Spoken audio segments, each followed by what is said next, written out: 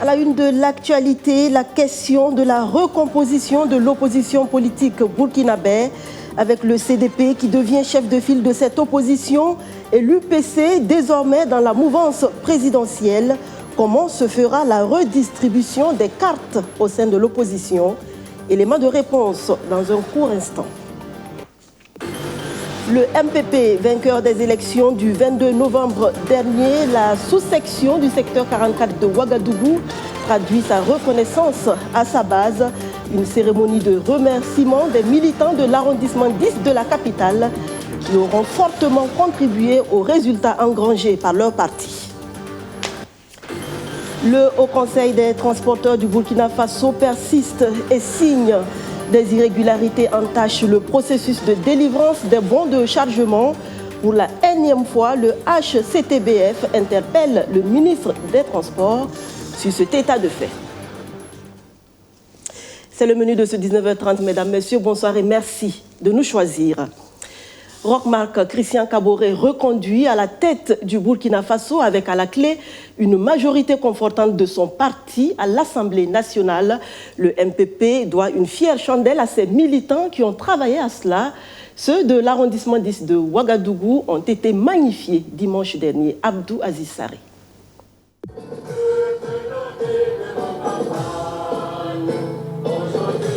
Ils ont beaucoup œuvré pour que le coup chaos tant annoncé par le parti soit une réalité.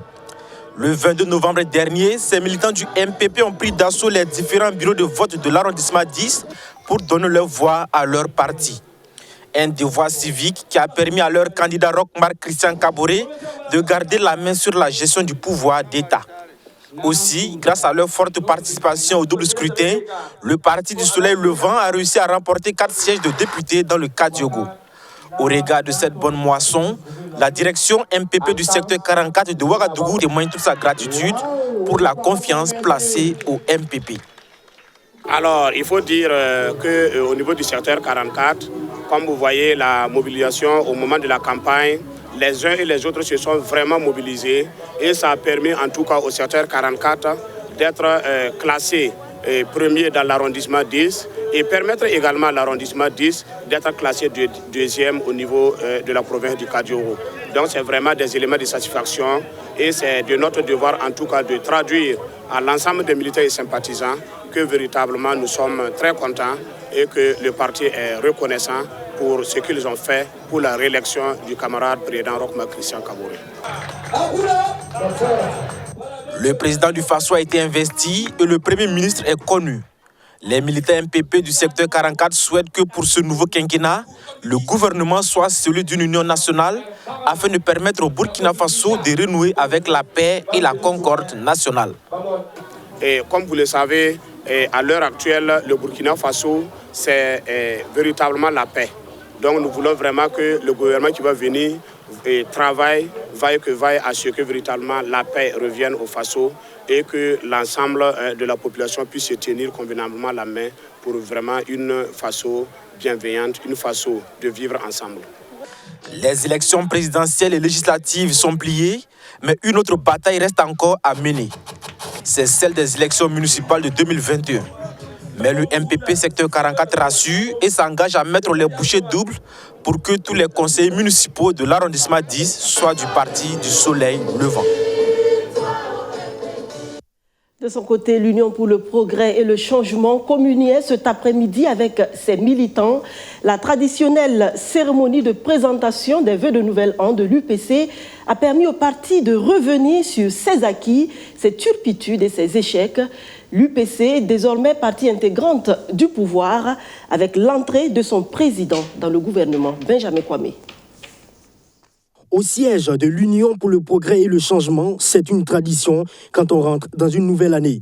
Une présentation de vœux au cours de laquelle un chapelet de meilleurs souhaits a été égrené. Pleine santé, paix, concorde, succès et réconciliation entre les fils du pays, tels sont donc les vœux. Et justement, la réconciliation nationale, c'est le nouvel habit que va porter Zéphirin Diabré au cours du mandat de Roch Kaboré. Et déjà, Zef donne le ton de sa nouvelle mission en demandant pardon à ceux qui l'ont offensé. Si, dans cette fonction que l'on m'a confiée en votre nom, par mes actes, par mes paroles ou par mon attitude, il m'est arrivé d'offenser ou de blesser qui que ce soit, je demande ici solennellement pardon à la personne. À tous ceux qui aussi, dans ces mêmes circonstances et à cette occasion, qui par leurs actes, par leurs paroles ou par leur attitude, ont offensé le chef de file de l'opposition politique que j'étais, j'ai déjà pardonné et pour moi la page est tournée. Avant de commencer sa mission, le président de l'UPC annonce officiellement aussi sa sortie du chef de file de l'opposition.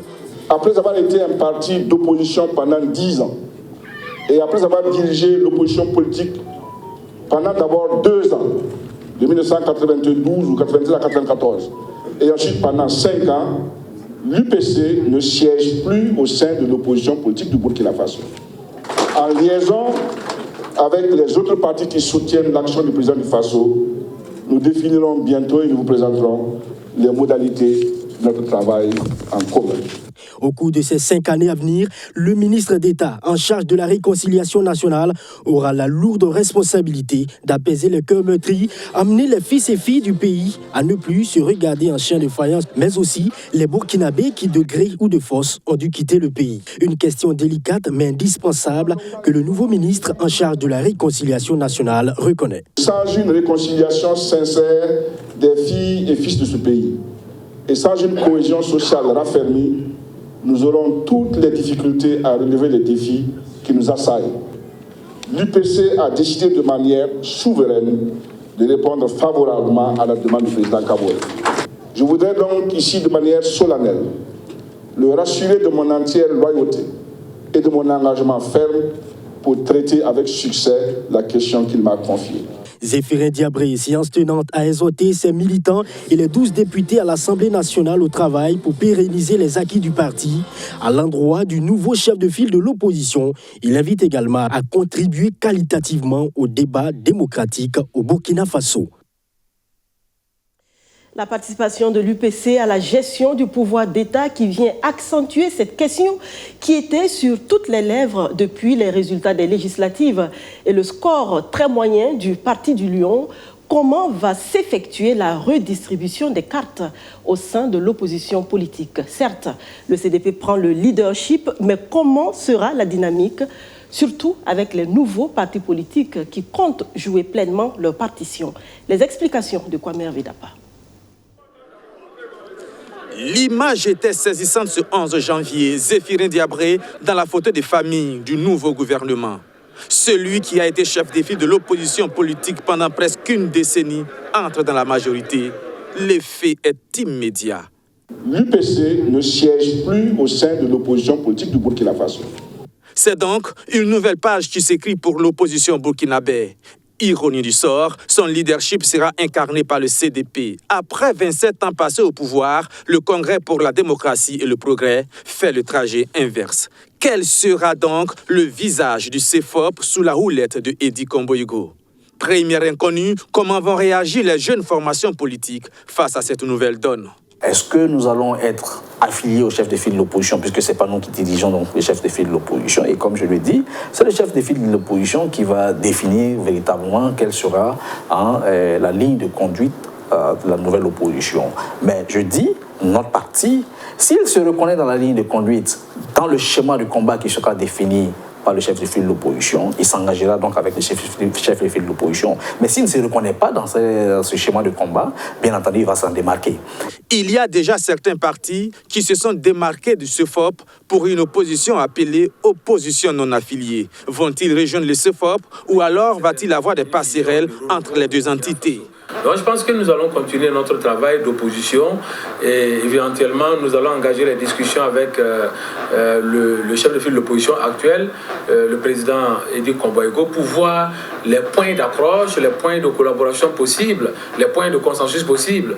Puisqu'il y a des questions pour lesquelles il y aura une convergence de vues, mais il y aura peut-être des questions pour lesquelles il y aura un tempérament différent, une vision différente, et il faut que chaque branche, chacune des deux branches de l'opposition puisse affirmer sa vision et sa personnalité.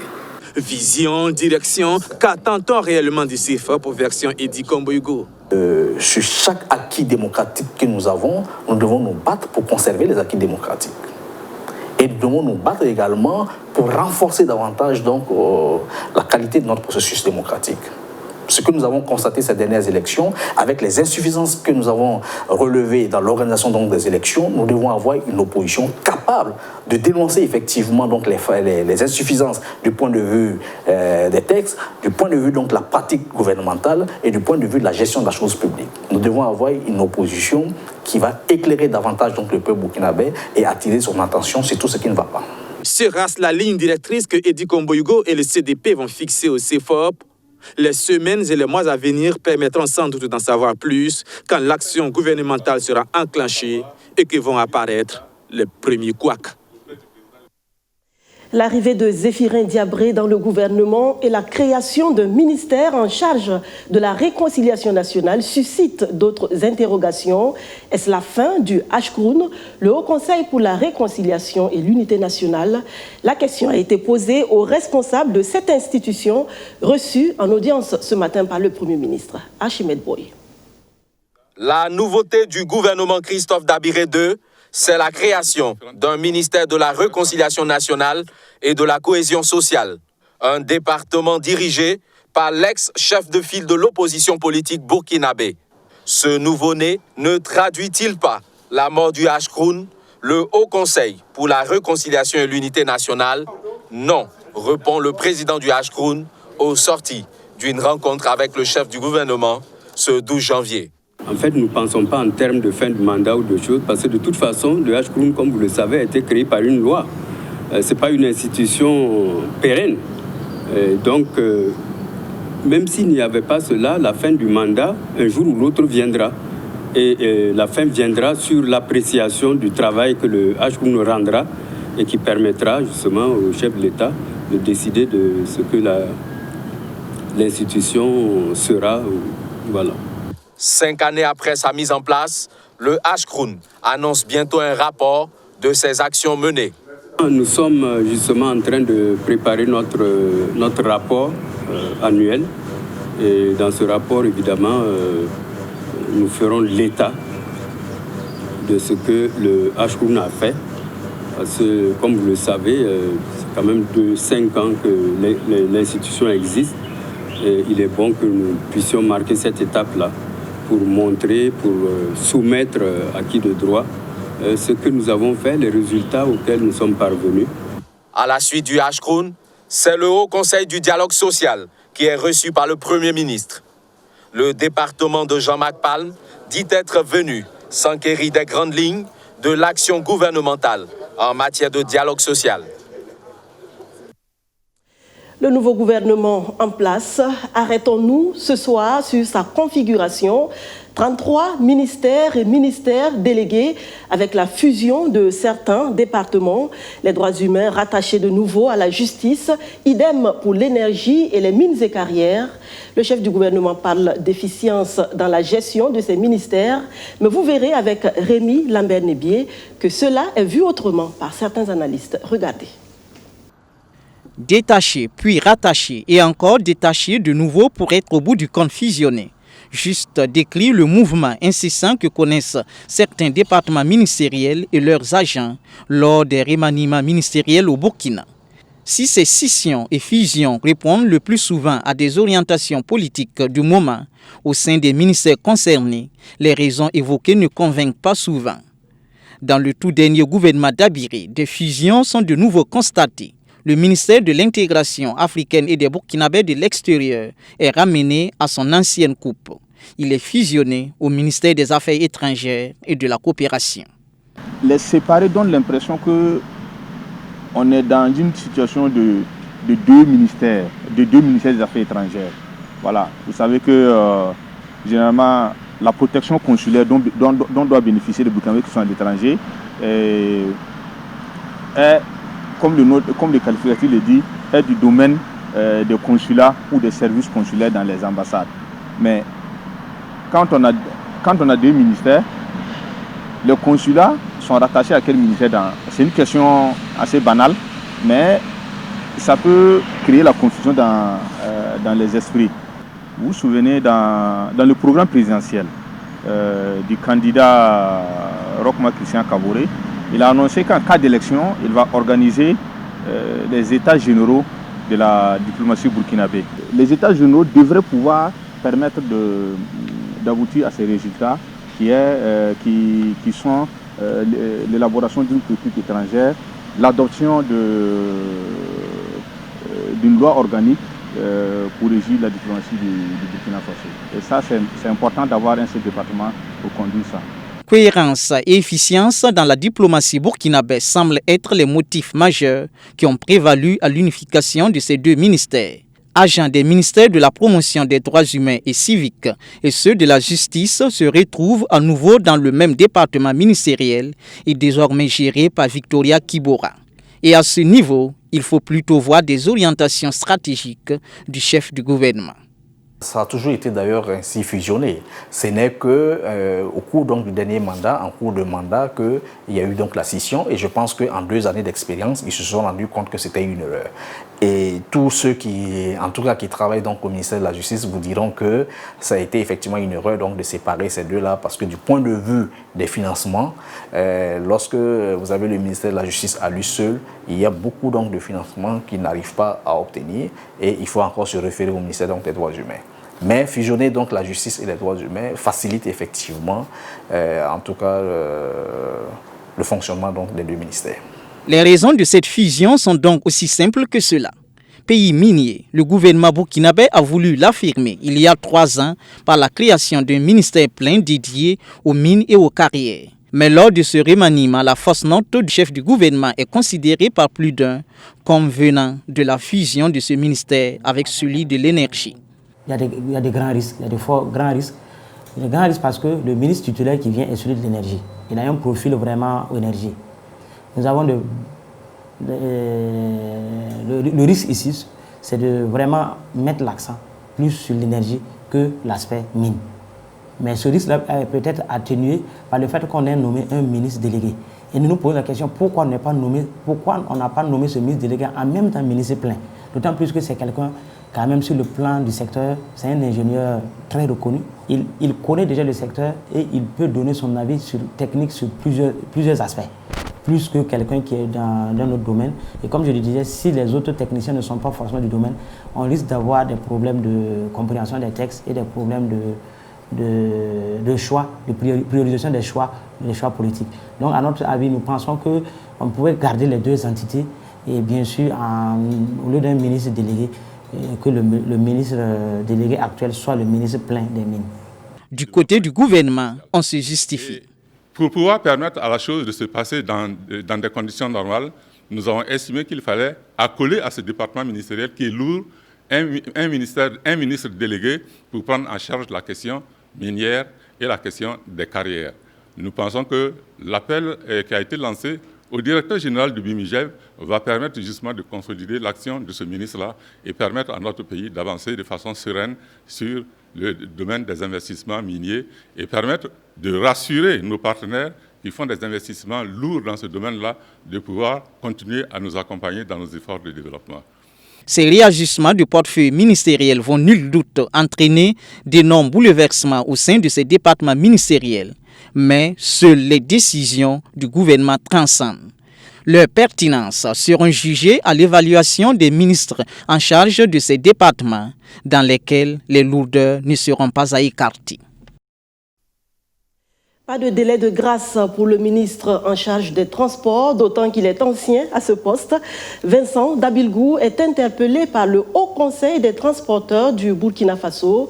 Le HCTBF dénonce depuis quelque temps des irrégularités dans la délivrance des bons de chargement aux professionnels du domaine.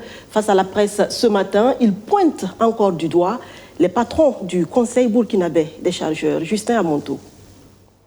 C'est le bon de chargement. Le Haut Conseil des transporteurs du Burkina Faso interpelle le ministre en charge des Transports en pointant du doigt la direction générale du Conseil burkinabé des chargeurs.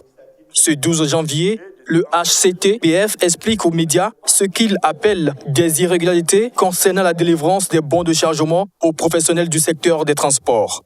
Nous assistons à une manipulation par le CBC, j'insiste, par le CBC, et certaines organisations syndicales qui créent de nombreuses difficultés que sont, premièrement, le blocage de livraison de bons de chargement, qui est le point d'achoppement, l'orientation par le CBC de tout demandeur de bons de chargement vers une structure syndicale, en l'occurrence Futur BF, le non-respect de l'article 11 de l'arrêté qui souligne que le bon de chargement est délivré par le CBC sans aucun intermédiaire. La direction générale du CBC aurait clairement signifié qu'elle refuse de travailler avec deux structures. Voilà, donc on peut dire qu'on a des griefs contre lui, on l'accuse, puisqu'il nous l'a dit. Il dit que lui ne peut pas travailler avec deux structures. Blocage du fret à la frontière pendant 2 semaines, détérioration des marchandises durant le stationnement, des difficultés qui auraient été occasionnées par l'attitude du CBC. De quoi saper l'application de l'arrêté portant sur la gestion des frets. Pour le Haut Conseil des transporteurs du Burkina Faso, cette situation impacte négativement le secteur des transports routiers et surtout l'économie du pays. Dédicace d'une nouvelle église, fête patronale, 20e anniversaire à la paroisse Saint-Guillaume de Tanguin. C'est la réjouissance en ce début d'année. Une messe d'action de grâce a été célébrée ce dimanche 10 janvier. Justin Amonto. Jour de fête pour les paroissiens de l'église catholique Saint-Guillaume de Tanguin. Ce 10 janvier, premier dimanche du temps ordinaire, la paroisse ouvre ses 20 bougies d'existence, mais pas que. La paroisse dispose désormais d'une nouvelle église pouvant contenir environ 5000 fidèles chrétiens. Le Seigneur nous a accompagnés. Et regardez toutes les vocations qui se multiplient à travers cette paroisse. C'est un don de Dieu. Le souhait est qu'il continue de manifester que l'appui de Dieu les aide à vivre vraiment en chrétiens engagés dans leur paroisse, dans leur CCB. Je crois que nos cœurs sont dans l'action de grâce aujourd'hui en disant simplement rendons grâce au Seigneur, car éternel est son amour. Double joie célébrée, chants et danses. Si la maison de Dieu s'est agrandie et s'est modernisée, c'est le fruit de 15 années de projets menés à terme avec 6 curés, dont Monseigneur Léopold Oudraogo, autrefois curé de cette paroisse, et l'actuel curé abbé urbain, Kiendre Beogo, soutenu par des fidèles paroissiens. Aujourd'hui, nous sommes contents puisque avec la dédicace de l'église, l'autel a été élevé par la présence des reliques sur l'autel. L'autel a été élevé maintenant à la gloire de Dieu. Et nous savons aussi qu'il y a des gens qui ont porté ce projet dans la prière. Et ils ont prié pour que Dieu achève ici à Tanguin ce qu'il a si bien commencé par ses fidèles chrétiens. À l'occasion de cette fête patronale et de la dédicace de cette nouvelle église de la paroisse Saint-Guillaume de Tanguin, la division de St. John International of Ghana est venue partager cette joie avec les fidèles chrétiens catholiques du pays des hommes intègres. Une occasion pour eux d'offrir à cette communauté chrétienne des présents en signe de solidarité.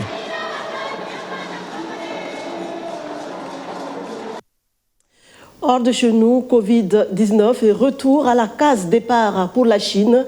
La pandémie est loin d'être maîtrisée dans le pays d'où elle est partie il y a un peu plus d'1 an. Des experts de l'OMS sont attendus pour des investigations sur les origines du mal, et cela dans un contexte de reconfinement de certaines populations.